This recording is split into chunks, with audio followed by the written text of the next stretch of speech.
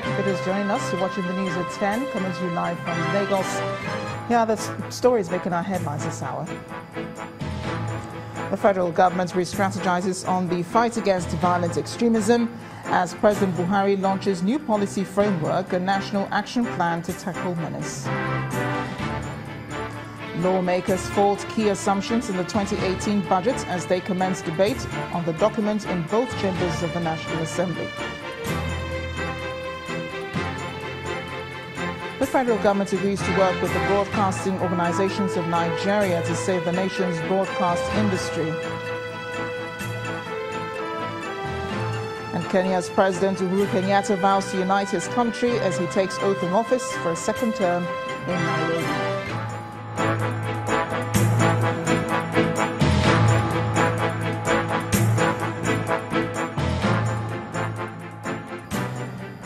For more on our top stories and others, please visit our websites, channelstv.com and youtube.com/channelsweb. Log on to m.channelstv.com to watch us on your mobile device or download the Channels TV app for Android, iOS and Windows devices from their respective stores. The Channels TV and Channels 24 app will give you access to news and updates. You'll also have access to the Eyewitness feature, with which you can share those pictures, videos or news of happenings around you. Just install the app, then tap and swipe to reveal the menu and follow the instructions. The senator representing Bauchi Central in the National Assembly, Misau, is asking an Abuja High Court to compel the Inspector General of Police to appear in court to testify on his behalf and produce documents that will aid his defense. Counsel to the senator, Joshua Musa, argues that the defendant is entitled to every document, persons or material needed to defend himself. The counsel to the federal government, Alex Zion, has also filed an application to challenge the subpoena and intends to amend the 5 charges initially filed against Senator Misau to 7. Justice Ishaq Bello has adjourned the trial to December 4th for argument in the subpoena. The lawmakers facing trial for allegedly bearing false witness against the Inspector General of Police, Ibrahim Idris.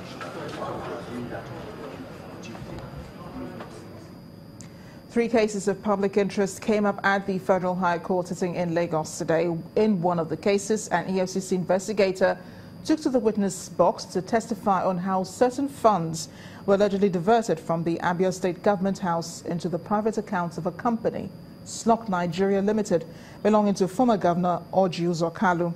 In another case, the EFCC rearraigned a senior advocate of Nigeria, Dele Belgore, and the former Minister of National Planning, Professor Abubakar Sulaiman, over allegations of laundering 450 million naira. The two defendants are, however, set to file a no-case submission as proof that the Anti-Graft Commission has not successfully linked them to the offence. Our judiciary correspondent, Shola Shiele, has a report on today's major court cases. The case of alleged fraud against former Governor Orji Kalu continued on Tuesday, with the Economic and Financial Crimes Commission calling its 6th witness to the stand. The witness, John Achim, who is an investigative officer with the commission, told Justice Mohammed Idris that investigations showed that a former Director of Finance and Accounts at the Abia State Government House, Mr. Jones Udegu, could not give satisfactory explanations for some public funds which were allegedly transferred to the private accounts of former Governor Orji Kalu. Both defendants have, however, consistently denied committing these offences, which were said to have taken place between August 2003 and January 2005. In another case, the same Justice Idris fixed December 4 to rule on whether or not to admit the extrajudicial statements made by Mr. Christian Nwosu, a director with the Independent National Electoral Commission, INEC, who is standing trial for allegedly collecting 30 million naira from a former Minister of Petroleum Resources, Mrs. Dezani Alison Madueke, for the purpose of rigging the 2015 general elections. The INEC official had initially admitted that he collected the 30 million naira from Mrs. Alison Madueke and shared it out to ad hoc staff of INEC for logistics and not to rig the elections. He also claimed that he did not personally benefit from the money. But he subsequently distanced himself from some of these admissions after a plea bargain agreement he had with the EFCC fell apart. Mr. Nwosu now claims that some of his statements admitting to the offence were made under duress. And we round off with a report that the EFCC has rearranged a senior advocate of Nigeria, Dele Belgore, and a former Minister for National Planning, Professor Abubakar Sulaiman, before Justice Rilwan Aikawa for allegedly laundering the sum of 450 million naira. According to the Commission, the rearrangement on an amended charge was necessary to accommodate all evidence at the disposal of the EFCC. Both men again pleaded not guilty, and after taking the evidence of its second witness, the EFCC closed its case against them. The Commission says it believes that he has established the allegations against the defendants, but the defense team says it will file a no-case submission to show that the EFCC has not succeeded in linking the defendants with the alleged offenses. Trial Judge Justice Rilwan Aikawa has adjourned till January 16, 2018. Shola Shoyeli, Channels Television News. I'm going to toss it over now to Linda Akigbe in Abuja for more on the news at 10. Hi, Linda. Hello, Amarachi.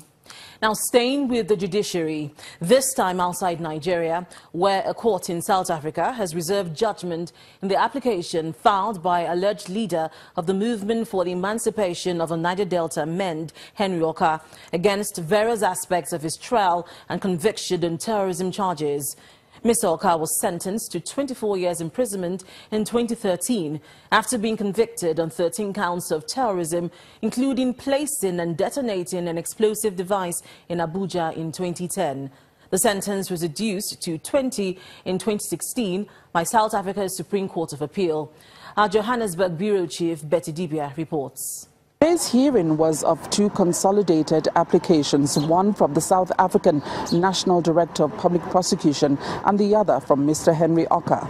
In the heads of argument, the National Director for Public Prosecutions is seeking leave to appeal against an order of the Supreme Court of Appeal that set aside 4 convictions of Mr. Henry Oka under the Protection of Constitutional Democracy Against Terrorism and Related Activities Act 33 of 2004, known as the Terrorism Act. On his part, Mr. Henry Oka is challenging the High Court's refusal to make certain special entries under Section 317 of the Criminal Procedure Act 51 of 1977. These concern the fairness of his trial. Mr. Oka also is challenging the High Court's rejection of his argument that his actions fall within an exception to the Terrorism Act. These preclude prosecution of armed struggle exercised in furtherance of a legitimate right to national liberation, self-determination and independence, and conducted within the precepts of international humanitarian law. The rejected 3 special entries include that a Mr. Osage, who presented himself as a Nigerian lawyer, a member of the Nigerian Prosecuting Authority, did not tell the court that he was a member of the Nigerian State Secret Service. According to Mr. Oka, the Mr. Osage was present at his trial to intimidate witnesses. He also argues that he had not been warned of his rights to consular access under Article 7, subsection 3, A to C of the International Convention for the Suppression of Terrorist Bombings. Also, he says that the High Court should have requested to obtain the evidence for the defense from witnesses in Nigeria. Leading the 10 justices in court, the acting Chief Justice Raymond Zondo reserved judgment. From the South African Constitutional Court, Johannesburg, Betty Dibia, Channels Television News. Now back to Nigeria, to legislative matters now. The National Assembly has commenced a debate on the 2018 appropriation bill. President Muhammadu Buhari presented the document before a joint sitting of the National Assembly on November 7th. But some lawmakers in both chambers are faulting the appropriation bill, describing the assumptions as unrealistic. This matter be discussed. Both chambers of the National Assembly set aside the first legislative day of the week to debate the 2018 appropriation bill. On November 7th, President Buhari brought to Parliament an 8.6 trillion naira 2018 appropriation bill with capital expenditure of 2.428 trillion, recurrent expenditure of 3.494 trillion, and debt service at 2.014 trillion naira. In the upper chamber, Senator Abaribe does not hide his displeasure about the 2017 budget performance, and he made some caustic remarks about it. My idea today is, what are we debating about a document that is totally fictitious? The Senate leader does not take kindly these words. Mr. President, to call a document that the President of the Federal Republic of Nigeria presented to the National Assembly of the Federal Republic of Nigeria fictitious, I think is improper and is unparliamentary. The 2018 budget is designed to consolidate on the achievements of the 2016 and 2017 budgets. What was done in 2017 when less than 15% of that budget was released? Nothing was done. That is why I call it fictitious. I'm very sorry if that is the word that is bothered about. I withdraw the word fictitious and say that this is totally imaginary. The assumptions are totally wrong and totally off the mark, and therefore 2018 is already dead on arrival. Other lawmakers are worried about how the 2018 budget will be funded and the high cost of governance.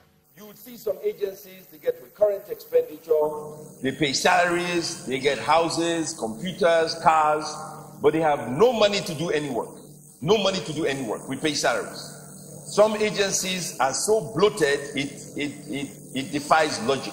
When you don't have enough money to fund capital projects that will positively impact on the lives of an average Nigerian, then we cannot say we are going anywhere. In the House of Representatives, the lawmakers have similar views. We are doing our job by passing the budget, but when it comes to implementation, we always have a problem of implementing the budget. Though in the budget it is stated that the inflation is at about 12%, but in real terms, economically, the inflation in practical terms today is about 15%. Now this is to tell you the large volume of the budget did not bring large volume of development. Meanwhile, the presiding officer informs lawmakers that from next week, work will commence on the 2018 budget. The House is adjourning plenary on Thursday, 30th of November, for us to do two major things. One, conduct oversight. Then two, to be able to do proper defense for the 2018 budget. The debate on the budget proposal would, however, continue till Thursday, November 30th, which is the third allotted day of debate. When the news at 10 returns, investment analysts predicts pick-up in Nigeria's economic activity and lower cost of borrowing among commercial lenders next year. Join us again.